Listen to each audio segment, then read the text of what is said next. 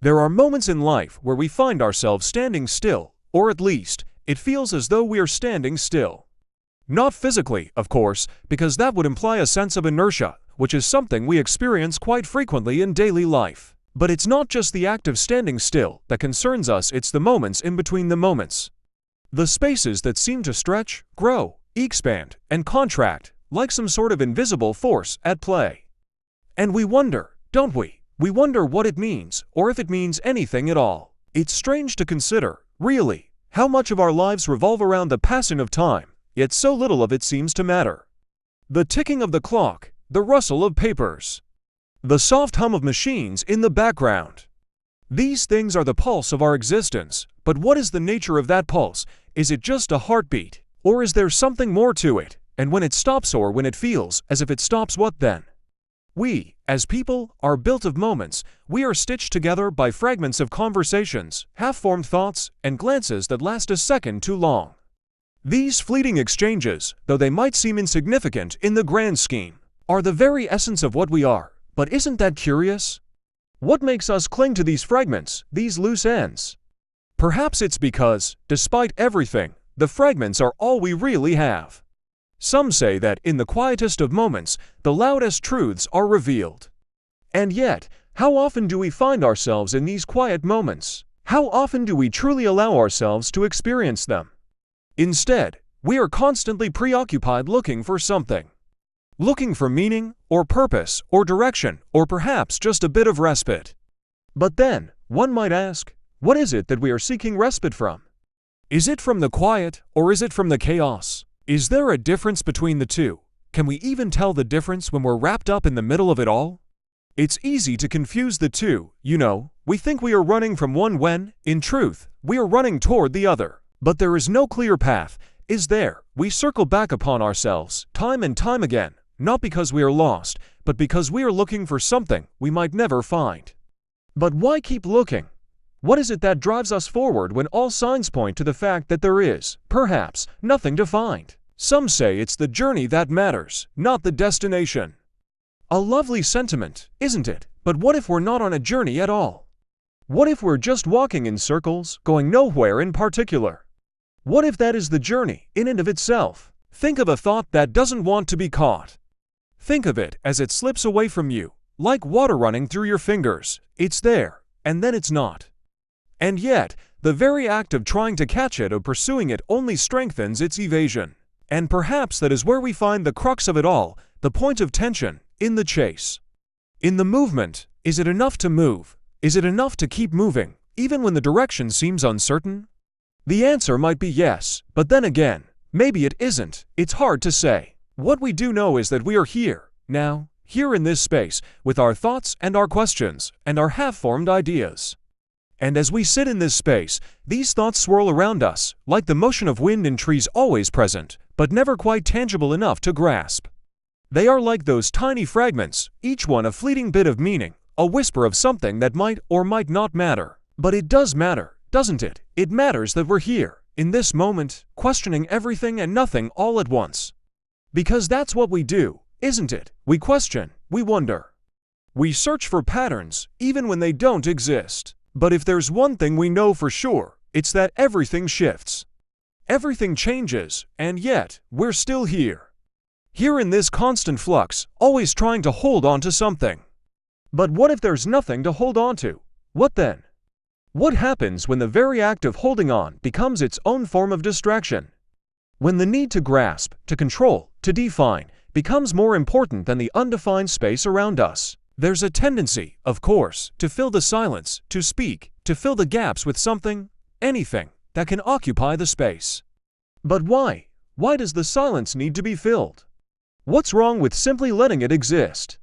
What's wrong with the nothingness, the void, the unspoken word that lingers, suspended in the air? Perhaps, in the end, there is no answer to any of these questions. Perhaps the very act of asking them is enough. Perhaps it's enough to simply exist within the questions, to breathe in the uncertainty, and let it wash over us without needing to resolve it.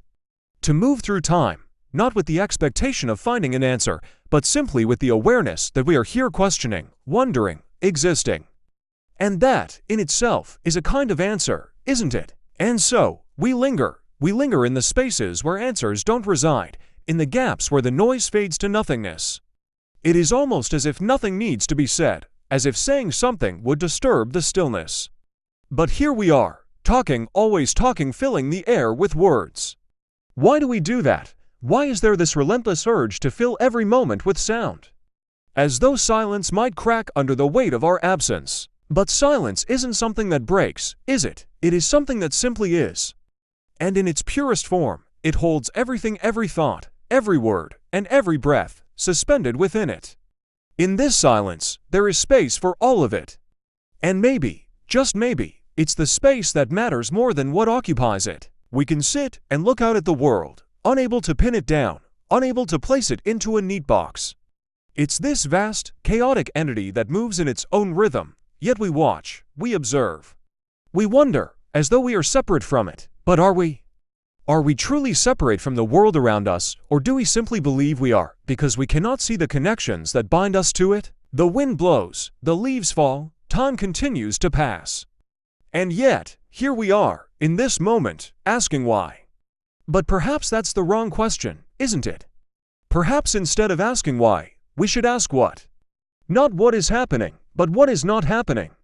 What is the thing that lies just outside of our grasp, just beyond our understanding? Sometimes, we can sense it, this thing that floats just at the edge of our awareness. It hovers there, not fully formed, just a blur of potential. And we chase it, we try to bring it into focus. But the more we chase, the more elusive it becomes. Does it slip away because we are not meant to see it? Or does it slip away because, by seeking it, we create the very distance that separates us from it? There is something inherently strange about the act of seeking. We think we know what we're looking for.